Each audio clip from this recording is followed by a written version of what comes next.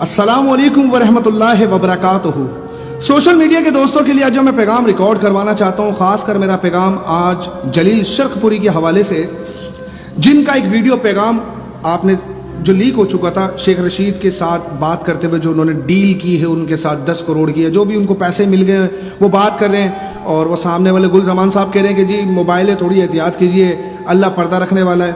تو جی اللہ نے آپ کا پردہ اٹھا دیا۔ اب پردہ تو اٹھا دیا، اب قوم کو بیوقوف بھی بنانا تھا۔ اب قوم کو بیوقوف کیسے بنائیں؟ سڈنلی ان کو خیال آیا کہ جناب ایک پریس کانفرنس کرتے ہیں تحریک لبیک کے سب لوگوں پہ فتویٰ لگا دو۔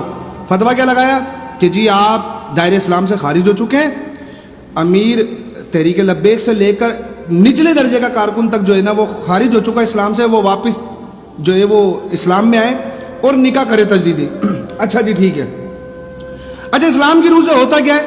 اگر کوئی شخص کسی کو لزوم کفر لگا دے یا کافر کہہ دے، ایسے کہہ دے کہ آپ جو کافر، اس کو کافر کہہ دے اور وہ اپنے عقیدے پر درست ہو تو کفر کا فتویٰ واپس لوٹ جاتا، خود ہی کافر ہو جاتا، جان کے لالے اسی کے پڑ گئے۔ اب بات کیا، انہوں نے ایسا سب کچھ کیوں کیا؟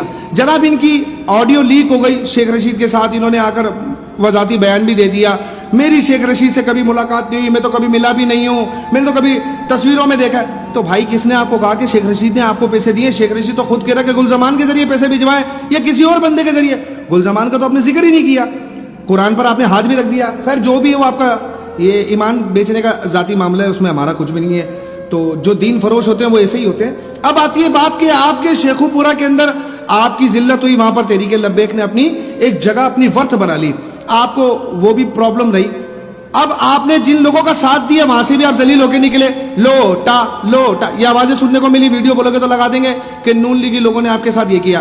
آپ نے نون لیگ کے ساتھ اتحاد کیا کہ آپ کو نہیں پتا تھا کہ غازی ممتاز قادری بھائی کو پھانسی دینے والی یہی نون لیگی جماعت تھی؟ اس کے بعد آپ نے انہی کے ساتھ نون لیگ کے ساتھ اتحاد کیا جس نے ختم نبوت کے بل میں ترمیم کی۔ آپ نے پھر پی ٹی آئی کے ساتھ اتحاد کیا کہ آپ کو نہیں پتا تھا کہ وہ وہی ہے جس نے آسیہ ملونوں کو رہا کیا؟ کیا آپ کو نہیں پتا کہ یہ وہی لوگ تھے جس نے رمضانوں کے اندر 36 جو ہے حضور کی ناموس پہ پیرا دینے والے لوگوں کو شہید کیا، تیزاب کا پانی پھینکا، کئی لوگوں کو زخمی کیا؟ یہ وہی لوگ ہیں جنہوں نے فراز کے سفیر کو نہ نکالنے کے لیے قوم کے آگے بیٹھ کر یہ کہا کہ جی معیشت ڈوب جائے گی، ہم غرق ہو جائیں گے، آسمان سر پہ گر جائے گا، ہم کنگال ہو جائیں گے۔ آپ نے ساتھ انہی کا دیا نا، تو آپ اب ذلت کے دھائیوں سے کیسے باہر نکلیں گے؟ اور آپ کو کیا لگتا ہے یہ قوم آپ کے جھانسوں میں آ جائے گی؟ قوم کبھی بھی اس چیز کو ایکسیپٹ نہیں کرے گی، کیونکہ آپ ہو سکتا ہے کہ عام انسان کو بیوقوف بنا دیں، لیکن جو اس کے سپورٹر ہیں ٹی ایل پی کے، وہ تو کبھی بھی آپ کی بات پر یقین نہیں کریں گے۔ کیوں؟ کیونکہ بابا خادم حسین رضوی صاحب پہلے ہی ان ڈھول پیر فقیروں کے اور 2 نمبر ملاؤں کی کہانیاں کھول کے چلے گئے۔ وہ بتا کے گئے کہ وہ ملا جو اسلامی سلطنت ہو یا کوئی غیر اسلامی سلطنت ہو، اس کی سلطنت کے دربار پر سب سے زیادہ پایا جائے تو سمجھ لینا گڑبڑ ہے۔ تو آپ کیا کر رہے تھے؟ بار بار آپ نے دین کے لیے کیا خدمات پیش کیے ہیں؟ بتائیے نا اس قوم کو آپ نے اس دین کے لیے کیا کیا ہے؟ آپ نے اسلام کے لیے کیا کیا ہے؟ آپ نے اس کلمے کا حق ادا کیا کیا ہے؟ آپ ریپرزینٹ کرتے خود کو اسلامک اسکالر کے طور پر یا ایک مولوی کے طور پر، تو جناب آپ جیسے مولویوں نے جو آج نامور اور دین کا کام کر رہے ہیں نا ان پر انگلیاں اڑتی ہیں، تو آپ جیسے لوگوں کی وجہ سے اڑتی ہیں۔ کیوں؟ کیونکہ جب آپ کا آڈیو لیک ہوا یہ تو ایک الگ بات ہے، لیکن آپ نے کبھی بھی ایسی جماعت کا فیور نہیں کیا جو دینی جماعت تھی۔ آپ نے دینی جماعت کا صرف ووٹ حاصل کرنے کے لیے استعمال کیا۔ ایسے کئی لوگ ہیں جو دین کو استعمال کر رہے ہیں، لیکن سوال یہ ہے کہ اب آپ کس منہ سے کہہ رہے ہو اور کس چیز کا فتویٰ لگا رہے ہو؟ اور آپ ہوتے کون ہیں کہ آپ ان پر فتویٰ لگا کے یہ بتائیں کہ جی یہ وہ جماعت نہیں رہی ہے، یہ فلاں نہیں رہی؟ تو اتفاق کرو سب کے اندر، اگر سب بھی کر لیں تو وجہ تو دی جائے نا کہ کس بات پہ فتوے لگا رہے ہو۔ پہلی قوم پریشان ہے کہ جی ملا 2 منٹ میں فتوے لگا دیتے، وہ آپ جیسے ملا فتوے لگا دیتے، اس لیے بیچارے جو انجان سے لوگ آتے ہیں وہ تو ویسے ڈر ہوتے ہیں جی ملا نے فتویٰ لگا دینا ہمارے اوپر۔ تو آپ اپنی پوزیشن کو پہلے کلیئر کریں، جو کہ آپ کا پردہ پھٹ چکا ہے، وہ کسی بندے نے نہیں پھاڑا، وہ اللہ نے آپ کو ذلیل کر دیا ہے۔